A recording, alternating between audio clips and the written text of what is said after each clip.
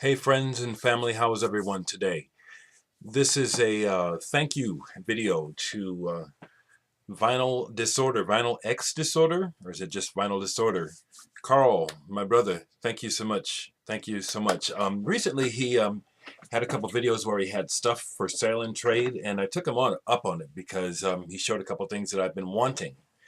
And so I bought some things for him, and he added something in the package, and I just want to say thanks a lot, Carl. It's fucking excellent of you. I mean, I wanted to try to do is I love the way he cusses, and he's just so irreverent when he speaks.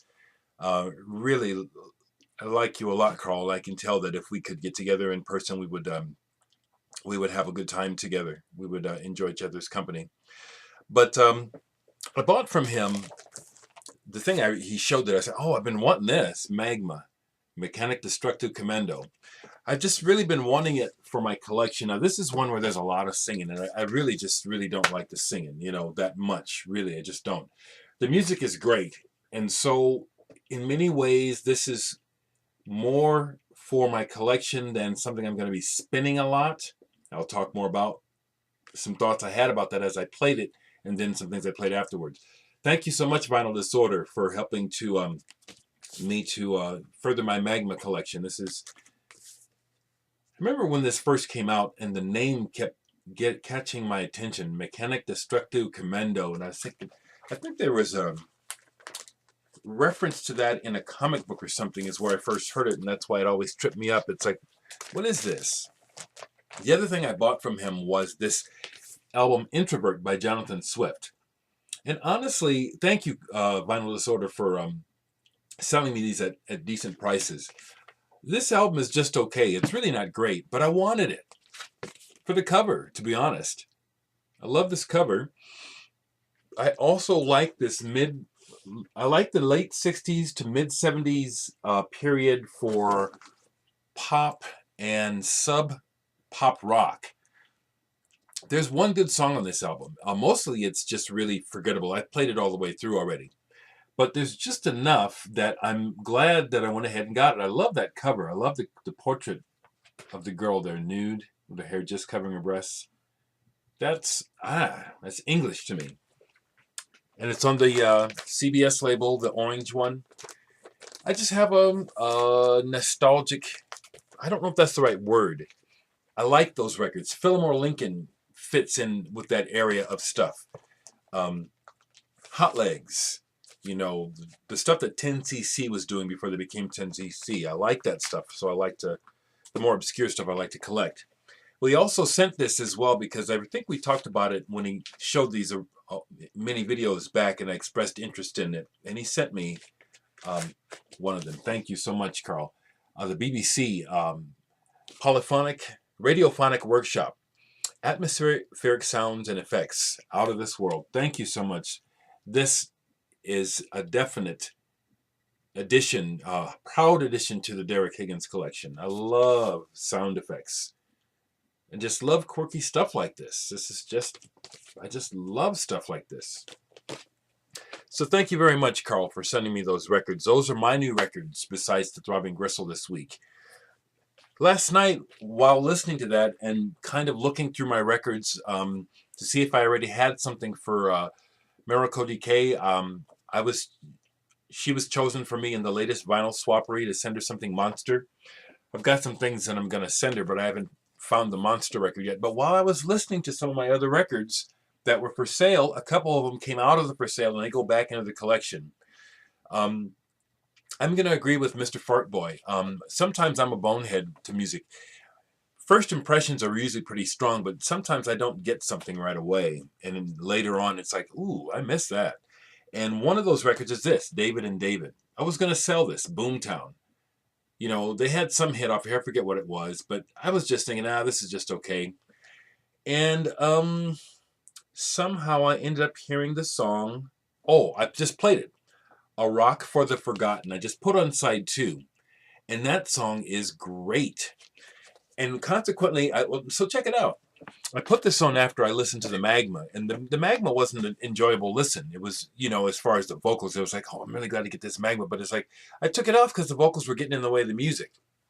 And so then I got busy with this task, getting ready for sending something to Sid. And I put this on looking for something for her, thinking I might send this to her. I'm keeping this. But then while I was listening to it, I started to have these thoughts because I am such a fucking neurotic.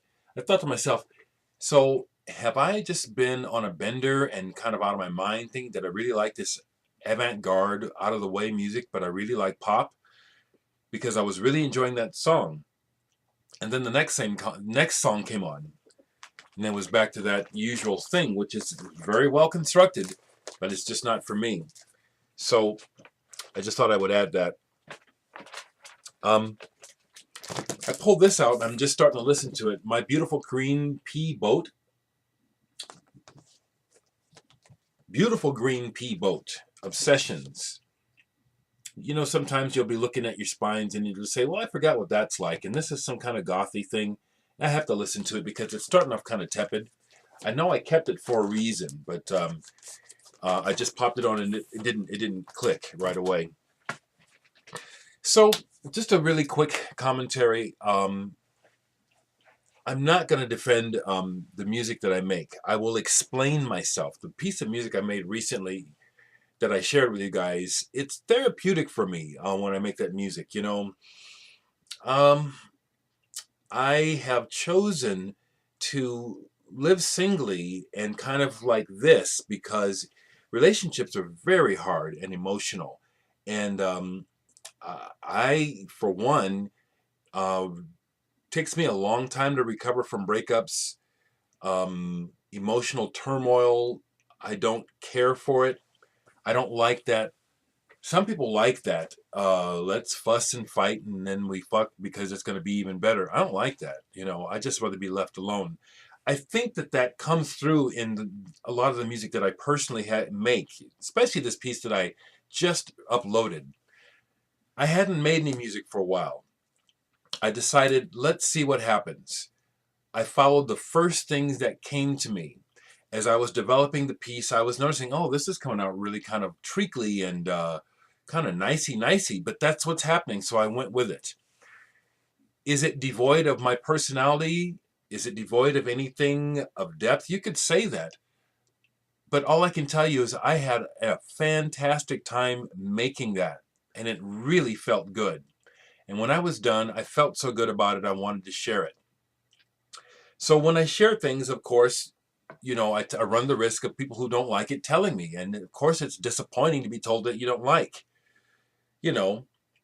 But, you know, I take issue with someone telling me that, you know, it's devoid of personality. And maybe it is, but it's serving a purpose for me, you know. It is therapeutic for me. It feels good. It's like drawing a picture, you know. It's like, and then, because I've been talking to someone, personal messaging about this. He gave me some feedback, you know, saying that it was terrible and I could do much better. And yeah, I can do much better. But as I said to him, I don't have to bare my soul every time I record. And having that kind of feedback, which I've gotten a lot in my life, just disappoints me and discourages me. It doesn't help me. It's like, why can't I be accepted just the way I am? And some of you do, thankfully. However, I do notice this, that many of you folks have not commented. I just assume that means that you don't like it or it doesn't touch you, and that's fine, you know. I don't expect everyone to like it, you know what I'm saying? But when people have told me, the folks that have told me they don't like it, you know, one person, I didn't know who it was, you know, it's like, well, establish yourself with me, you know, because, you know, coming from an anonymous point of view, or I don't even know you, you know, I'm ready to put my fists up, you know, it's like, oh, you don't like it? Well, who are you to tell? I mean, that's fine, you know, but to give me feedback about it, you know, it's like, you know, let's establish a dialogue. Let's establish that, you know, you're trying to help me, you know. Otherwise, I'm going to be like the other part of me, which is a street fighter, which is, you know, you step to me with some shit, man, I ain't going to play around. You know what I'm saying? I'm like George Harrison. There's a spiritual side to me, but there's a very deep, angry side of me. I try to get it out, but there's a lot of it in there, you know, and I don't feel like being fucked with, you know. So that's just a little commentary about some of the feedback I've gotten about the music. I know some of you really do like the music, and I know some of you don't like it. So if you don't like it, you know, don't leave a bullshit comment.